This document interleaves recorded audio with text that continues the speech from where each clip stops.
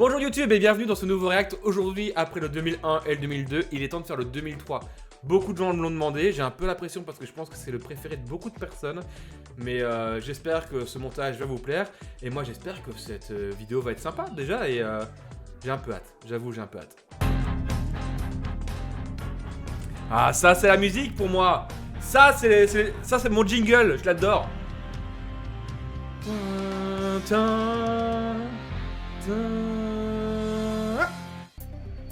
Ce tour du centenaire parle anglais dès le prologue. Duel de spécialistes. Où est David Millar? Où est David Millar? S'il n'y a pas David Millar qui gagne le prologue, je pète un câble. D'abord Bradley McGee, l'Australien installé à Nice, champion du monde de poursuite. L'homme qui dit faire l'amour avec son home trainer pour mieux se préparer. Ensuite David Millar, le Britannique. Oh non, il va chuter, c'est ça? Il va chuter, c'est ça? Oh non! David Millar jusqu'à ce saut de chaîne aux effets dévastateurs. Je suis là, je dois faire un live devant vous de bonne humeur, mais je peux pas rester à table. David Millar, il a crevé. Salut à tous. Autour de Millar, c'est un monde qui s'effondre. Il lutte pourtant jusqu'au tout dernier mètre, en vain. Battu pour 8 centièmes de seconde en forme de fatalité. 8 centièmes, il a pas le maillot jaune. Je déteste McGee, c'est bon. L'Allemand, revenu à la compétition au printemps après 14 mois d'arrêt. Et qui... Ok, Ulrich, c'est la T-Mobile, c'est rose, on est d'accord. Mais moi, Ulrich avec le bleu Bianchi. Oh là là, on ne crache pas sur Bradley, la légende de FDJ. Mais il a piqué le maillot à David Millar. Ulrich en Bianchi, c'était quelque chose, bah je suis d'accord. La danse et la joie d'un Australien de 27 ans avec sa fille Talia à Saint-Denis au matin d'une première étape qui va le rappel de la mémoire. Putain, il a 27 ans, il a une fille, un maillot jaune. Moi, j'ai 32 ans, j'ai pas d'enfant. Et bah, j'ai jamais eu de maillot distinctif à quoi que ce soit. Eh bah putain. Oh je profite de voir Sarko pour vous dire que je suis en train de lire, enfin d'écouter le livre audio Journal d'un prisonnier. C'est vide. Je le lis pour vous, si vous avez des questions, posez-les-moi. Je vous promets, ça n'a aucun intérêt. Première échappée du tour est 100% française. Jackie Durand. Bleu, blanc, rouge. Christophe Mangin. Andy Flickinger qui endossera à l'arrivée le maillot blanc du meilleur jeune. Et Walter Beneteau, le Vendéen. Il est où Jackie Durand? Dans la route de Médéric Klein qui découvre le Tour de France, l'Espagnol José Enrique Gutiérrez dérape. C'est la chute. Monumentale. Ah oui, je me rappelle de ça. Une trentaine de coureurs est projeté au sol, dont McGee et Armstrong. La moitié du peloton met pied à terre. C'est vrai. Devant, ils ne sont plus qu'une vingtaine à se disputer la victoire. Alessandro Petacchi, l'italien sprinter roi du Tour d'Italie un mois plus tôt, devance Robbie McEwen et Eric Zabel. C'est le tout premier bouquet de sa carrière sur le Tour de France. D'autres suivront. Oh là là là là. Le lendemain, le Tour repart sans les Palmer, victime d'une fracture de la hanche, mais avec Hamilton, clavicule cassée et qui ne veut se résoudre à l'abandon. Le mec va rouler avec une clavicule pétée? What? Pourtant, tout va si vite que Lilian Jégou, l'ancien handballeur converti au cyclisme, n'a même pas le temps d'avoir peur. Enlacé dans le câble de la caméra qu'il filmait, il s'en sort heureusement sans dommage, avec un fair play exemplaire. Mais il a failli crever le type! What? La bagnole derrière qui le suit? Oh putain, mais la voiture qui passe à 5 cm de son crâne! Ils font bien leur boulot, que bon bah ils peuvent... Et l'autre il salue! T'as Lilian Jégou qui a failli crever, l'autre il fait coucou! Un nouveau sprint se profile, mais sans Alessandro Petacchi, décramponné dans une petite bosse en fin de parcours. Dans l'ultime ligne droite, à Sedan, un autre Français veut y croire, comme son coéquipier Finot un peu plus tôt. Jean-Patrick Nazon? Si Jean-Patrick Nazon gagne, il fait coup double. Étape et maillot jaune, mais Baden-Cook au centre, le devant sur la ligne. Le rêve australien continue. Pour Nazon, c'est partie remise.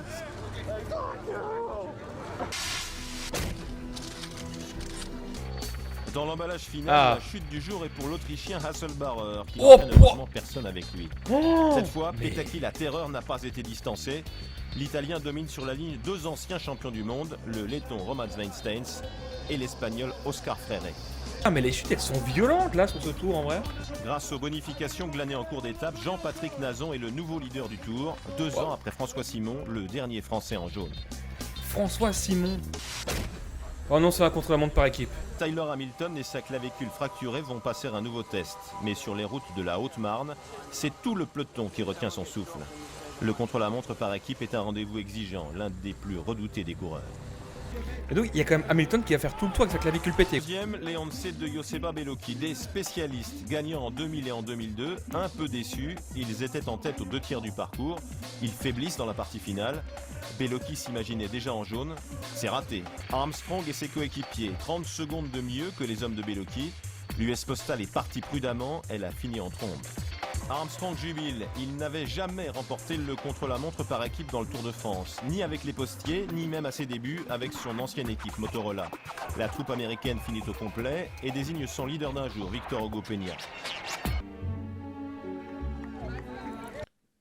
Il a pas l'air bon ce gâteau là. La force reste encore et toujours au peloton, nouveau sprint massif. Alessandro Petacchi règle cette fois Yann Kirsikou et Badoncourt avec une aisance de plus en plus insolente.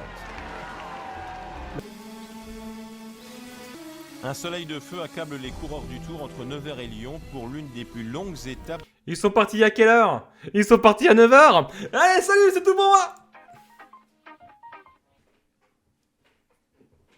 Cette fournaise ne décourage pourtant pas 2 audacieux, le champion d'Australie Stuart O'Grady et le jeune et prometteur français Anthony Gélin, déjà en évidence dans le final de Saint-Dizier. Ils auront jusqu'à 18 minutes d'avance. L'écart fond bien sûr dans la seconde partie de l'étape, mais les échappés y croient. À 20 km de l'arrivée, ils ont encore 3 minutes d'avance. Le coup est jouable. Ah sur PCM c'est jouable hein. Gélin et O'Grady sont toujours devant, mais l'interminable avenue Jean Jaurès les condamne. À moins de 500 mètres de la ligne, après 194 km d'échappée, le Français et l'Australien sont repris. Pour Petacchi, c'est du pain béni. Et dire qu'après son Giro, il ne voulait pas venir sur le Tour. Changement radical de décor en 24 heures pour la première bataille des Alpes. Alessandro Petacchi ne parvient pas à hisser son maillot vert au sommet du col de Porte, dans l'Ain. Il abandonne dès les premières difficultés. Ah ouais. Alors, je pensais vraiment que Petacchi était le vainqueur du maillot vert, ce là. Petacchi. Petacchi. Mais je peux pas faire mieux comme van que Petacchi. Fichue journée pour les sprinteurs. Yann Kirsipu qui abandonne. Le Brabant tombe. Un quatuor de téméraires ouvre la route. Paolo Bettini, Médéric Klein, Rolf Aldag et Benoît Poilvet, l'initiateur de l'échappée. Dis à Bettini d'attendre Virenque. Il y a 4 minutes maintenant entre Virenque et le peloton. Papa est en train de faire un react sur Twitch. Résultat des courses, Virenque revient. Ils sont désormais 5 devant à 138 km de l'arrivée. Un groupe principal qui sera bloqué par un passage à niveau fermé. Quoi? Il s'est passé en 5 étapes ce qui se passe sur un Tour de France complet. Dans le col de la Rama, Richard Virenque n'a bientôt plus qu'un seul adversaire, Rolf Aldag, l'Allemand, dont on ne pensait d'ailleurs pas qu'il puisse résister aussi bien aux Français. Mais Aldag cède à son tour, à 5 km du sommet. Désormais, Virenque file seul vers Morzine. À Morzine, où il triomphe pour la 2e fois dans le Tour, Richard Virenque peut pointer son index conquérant. Il touche le gros lot. Étape, maillot à pois, maillot jaune. Quel beau gosse. C'est bien mon Richard. Tu vois, j'en ai un peu les frissons même, rien que de le mettre. Mais en tant que mec de 32 ans, je comprends que pour beaucoup, Virenque c'est Festina, mais pour beaucoup de personnes, ça l'est. Mais moi du coup, vu que j'avais 9 ans en 2003, donc c'est vraiment les premiers gros souvenirs que j'ai, moi j'associe Virenque à la Quick Step. Pour moi, j'ai pas vraiment connu l'affaire Festina et ni Virenque à la Festina, du coup vraiment pour moi, Virenque c'est la Quick Step, je l'associe avec ce maillot bleu.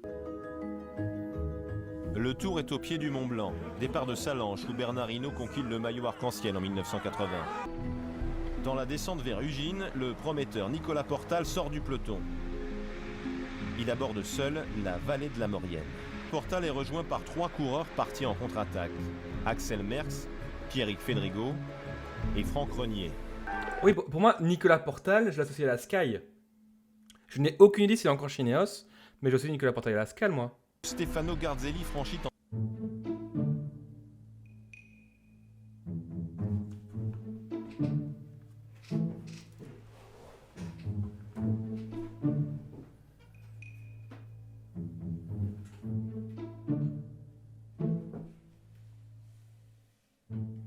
savais pas qu'il était mort, moi, Nicolas Portal.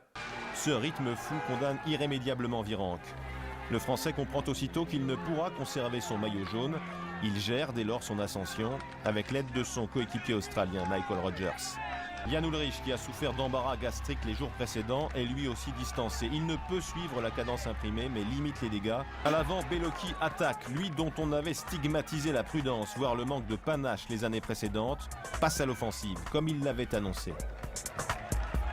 Bellocchi rattrape Astar Loza et Rousse. Il grappille une douzaine de secondes, mais ne peut empêcher le retour d'Armstrong, qui le surveille tout particulièrement.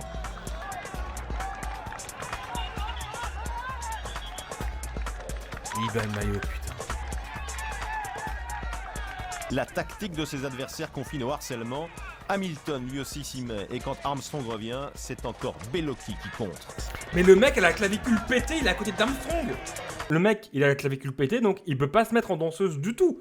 Il doit juste tout faire à la régulière en mode allez, on revient tranquillou. Putain. Le grand favori du tour est cerné. Alexandre Vinokourov n'est pas en reste. Une merveille de démarrage venue de l'arrière, un jaillissement qui propulse le Kazakh hors de portée du groupe Armstrong.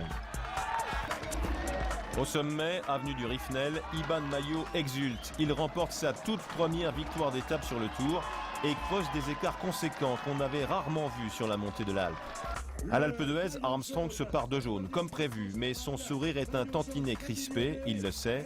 Désormais, ses adversaires osent, ils n'ont plus peur de l'attaquer. Un groupe sort de la masse avec Di Luca, l'Italien, en rouge, au bord de l'abandon durant la première semaine du Tour et qui profite d'un mieux-être passager.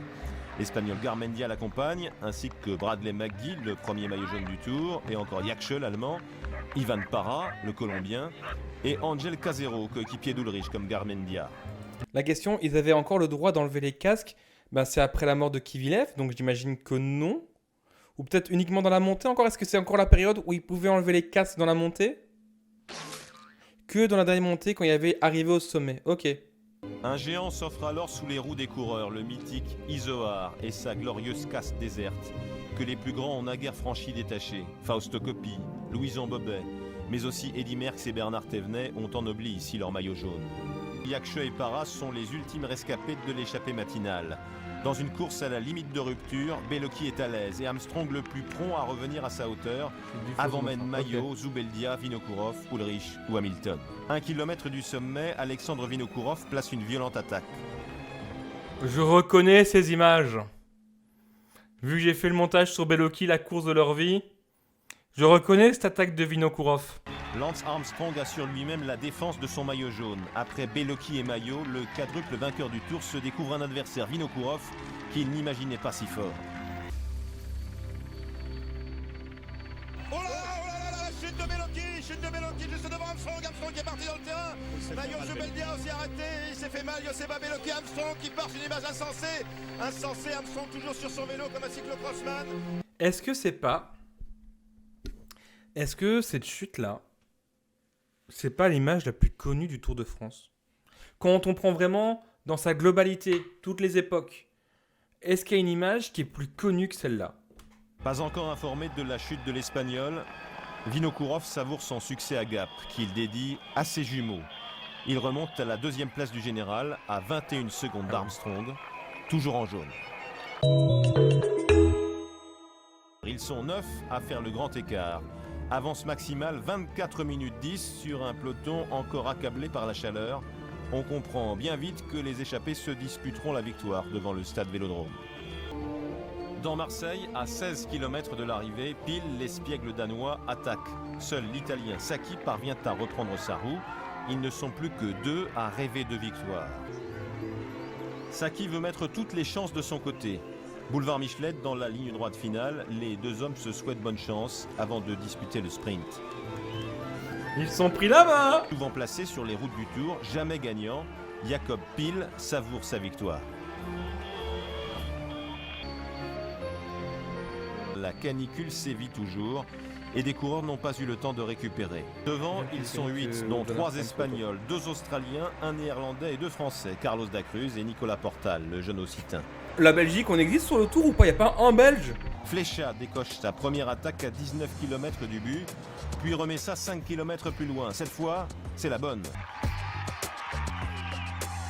Pan dans le mille et une victoire d'étape sur le Tour pour cet Espagnol atypique qui rêve des classiques du Nord. Flecha, j'ai été voir récemment son palmarès à Paris-Roubaix. Je pense qu'il doit en cauchemarder la nuit. Je sais pas s'il y a des gens qui ont autant fait de top 10 à Paris-Roubaix sans le gagner. C'est hallucinant, Flecha. C'est la trouvaille du jour, une salle climatisée dans un magasin de cycle à Gaillac où se prépare Jan Ullrich avant le premier grand contre-la-montre individuel du Tour. Vous êtes tous en train de parler du chrono. Il a dû se passer un truc de dingue sur ce chrono. Emar Zubeldia, l'Espagnol, meilleur rouleur que son compatriote Maillot et qui confirme son chrono du prologue. Il perd 2 minutes 40. Troisième, Alexandre Vinokourov. Décidément, le Kazakh a pris du coffre sur tous les terrains, dans tous les domaines. Il distance ici Maillot, dépassé au propre comme au figuré.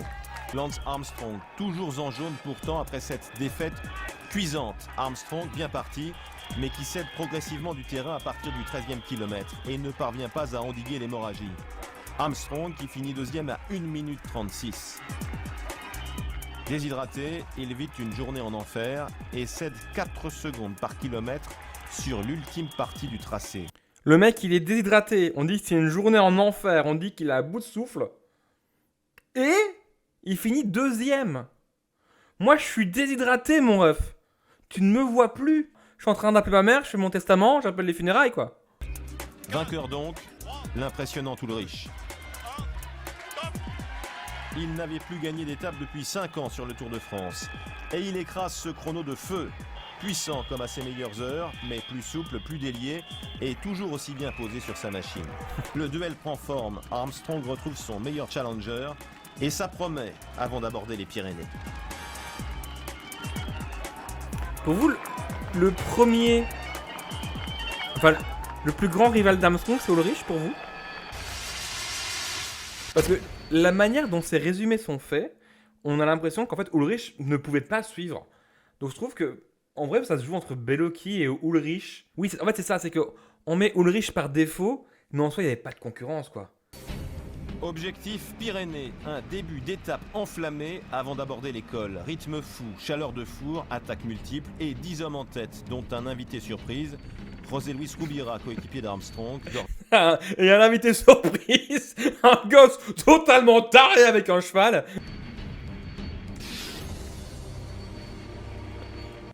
Pourquoi dès que je parle de quelqu'un, il y a une catastrophe? Pourquoi dès que je parle de quelqu'un, il se passe une Nicolas Portal tantôt? Mais en plus, là, mais... L'école, rythme fou, chaleur de four, attaques multiples et 10 hommes en tête, dont un invité surprise, José Luis Rubira, coéquipier d'Armstrong, d'ordinaire interdit d'échapper.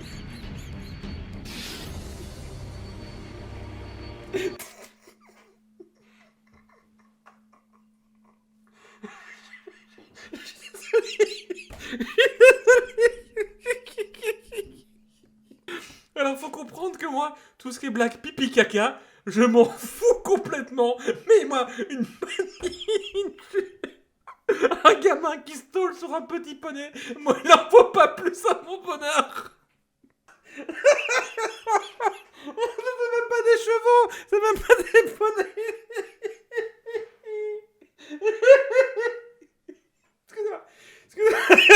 Excusez-moi. C'est un peu le Joseba Bellocchi du cheval, quoi. Allez, on reprend. Pour la première fois, Ullrich fait rouler son coéquipier Plaza, comme s'il était le nouveau maillot jaune en lieu et place d'Armstrong. Attends. Les grimpeurs espagnols Sastre et Mercado visent la victoire d'étape. Ils partent en contre-attaque derrière les fuyards de la première heure.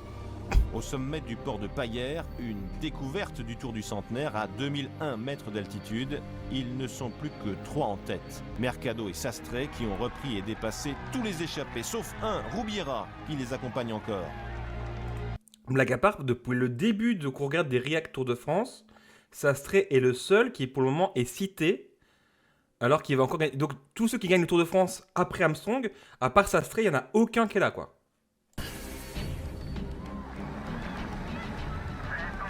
Dans la montée vers le plateau de Bonastre, au-dessus d'Ax-les-Thermes, Armstrong a le visage marqué et nul n'imagine plus qu'il puisse bluffer. Putain, j'avoue, on l'a jamais vu comme ça, Armstrong, hein. La course évolue à 2 niveaux, la quête du maillot jaune et celle pour la victoire d'étape devant où Sastre s'envole à 7 km du but, porté par son frère et ses cousins qui l'attendent dans les rampes finales. 4e du général, Zubeldia attaque. Ulrich saute aussitôt dans sa roue. Armstrong ne réagit pas immédiatement, mais il revient à son rythme. En fait, c'est la première fois qu'Armstrong paraît en vraie difficulté. Il fait pas semblant. Vinokourov démarre. En axe, je vais baser. Ulrich ramène le groupe et place à son tour une accélération. Et Armstrong lâche du lest lui aussi. Cette fois, il est décramponné.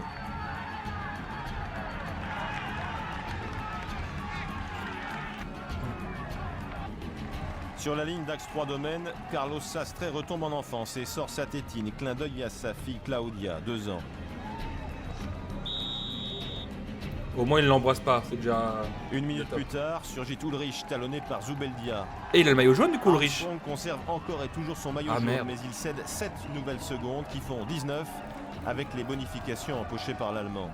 Ulrich se rapproche à 15 secondes au C'est la classement première. général. Il est C'est la première fois qu'on voit Armstrong. Après, j'ai pas vu le tour 99. Le tour 99, je l'ai pas encore vu.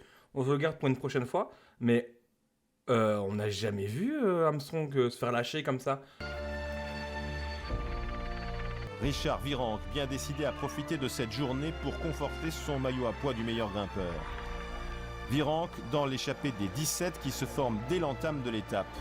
Avec lui, Dufaux, Simoni, on en reparlera, mais aussi Beltrán, l'équipier d'Armstrong.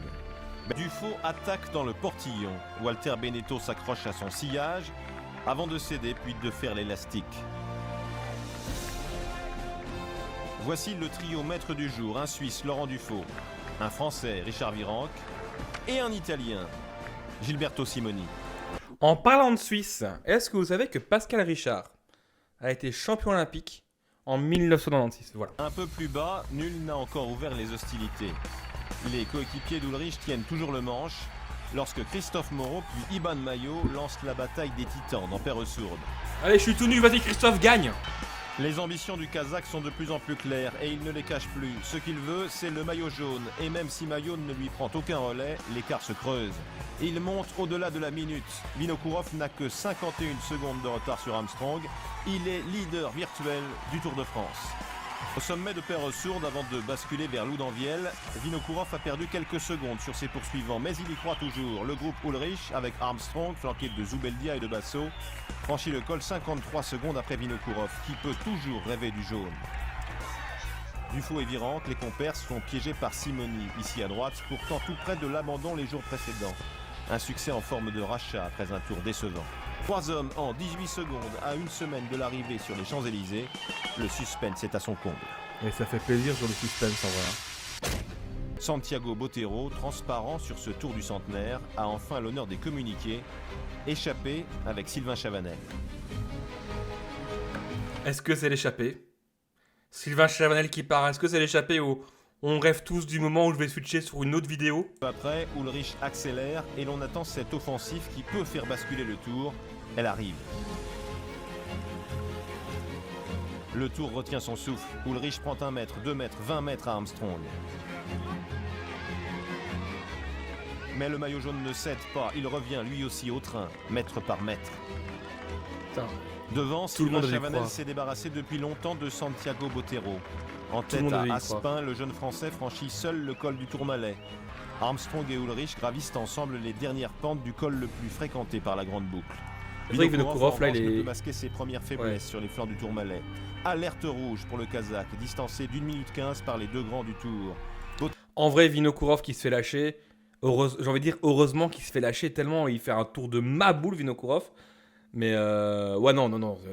Heureusement qu'il est humain, Vinokourov, là, avec tout ce qu'il donne depuis le début du tour. Iban Mayo l'avait annoncé après son succès à l'Alpe d'Huez. Il visait un bis à l'Usardiden. Le Basque attaque. Armstrong jaillit, Ulrich y va, mais avec un temps de retard. Comme si le rapport de force s'inversait. Armstrong pour défendre son maillot jaune. Ah, Maillot est je revenu, reconnais ce plan. Ulrich aussi, les autres. Ah, chute. Oh non, chute d'Armstrong avec maillot. L'Américain remonte, attendu par Roubiera, mais il n'est pas au bout de ses peines. Il manque de tomber une seconde fois lorsqu'il déchausse devant Iban Mayo encore aux premières loges.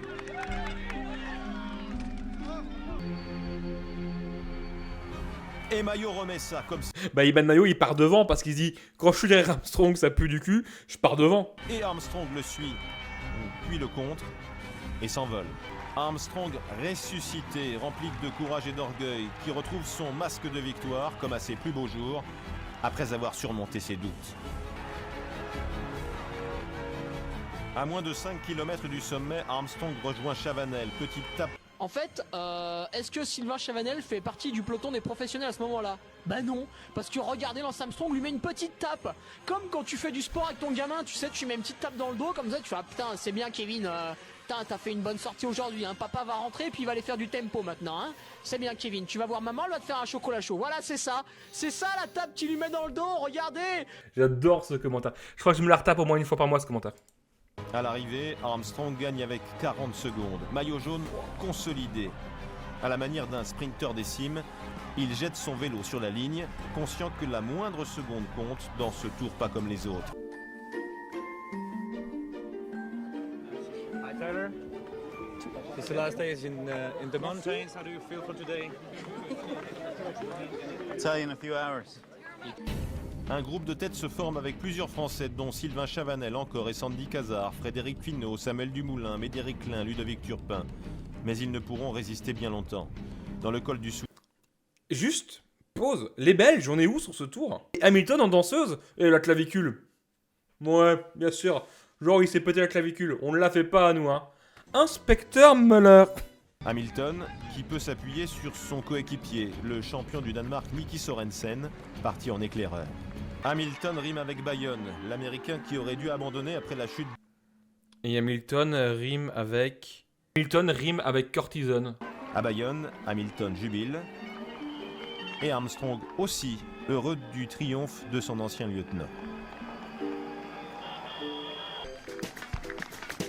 Attends, fun fact, il y avait que 8 Belges au départ du tour. Wouters, Verbrugge, Van de Waer, Baguet, Hart, Merckx, Brandt et Declercq.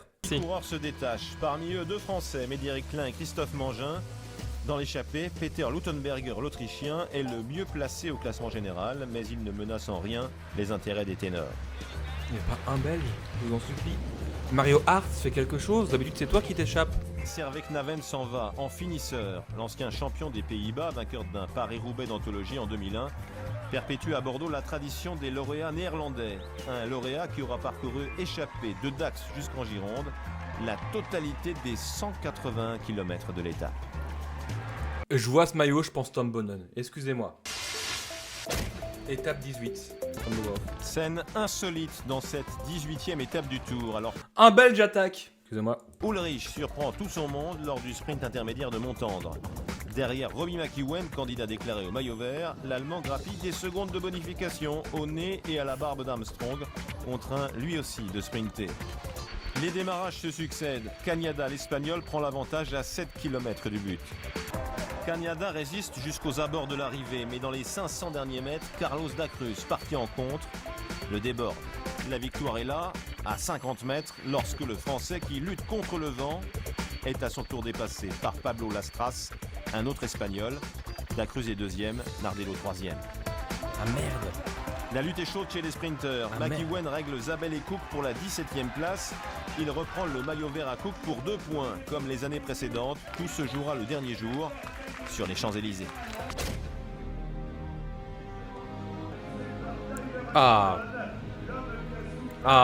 Il était donc écrit que ce Tour du Centenaire se jouerait sous la pluie entre Pornic et Nantes. Ulrich parle plus fort. Il n'a pas d'autre choix que de prendre des risques pour combler son retard. Oui, il a 50 secondes, Armstrong Ulrich. est en retrait au tout premier pointage, 6 secondes de retard, mais ce n'est qu'illusion. Armstrong a tout prévu, il calque sa course sur son rival et revient. Égalité parfaite au tiers du parcours. Ah putain, oui, non, il chute là, oui, il chute. Il va finir dans les trucs rouges et blancs, il me semble. Putain, oui, voilà. Fini le duel ultime. Ulrich est à terre. Aurait-il chuté s'il avait reconnu le parcours comme le maillot jaune? Pour l'Allemand, cela n'aurait rien changé, mais allez donc savoir. Ulrich est hors du coup, déboussolé, craintif désormais. Tout est joué. Oh putain. Armstrong est aux anges. Rarement une 3e place lui aura autant fait plaisir, car elle symbolise sa victoire finale, son 5e succès consécutif dans le Tour de France. C'est quoi cette musique de Kevin et les Mignons? David Millar, vainqueur du jour, tire aussi parti de la chute d'Ulrich. Pas franchement volé pour le grand malchanceux du prologue, 3 semaines plus tôt, tombé lui aussi. Putain, le bonheur existe.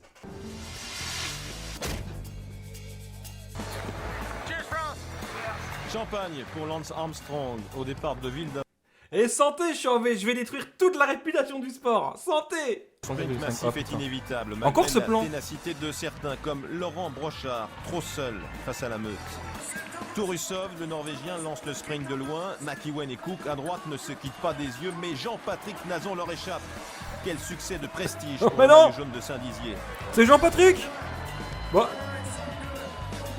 À l'épaule, à gauche, Baden-Cook, 2e, conquiert le maillot vert et détrône McEwen à la dernière seconde. Oh, le coup d'épaule final là. Oh.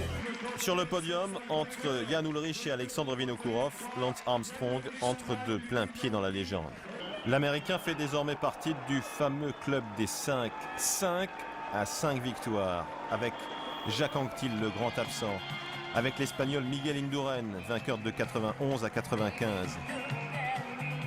Avec l'autre Français, le Breton Bernard Hinault. Avec encore le fameux cannibale Eddy Merckx. Parce que j'ai pas pu le placer de tout le live.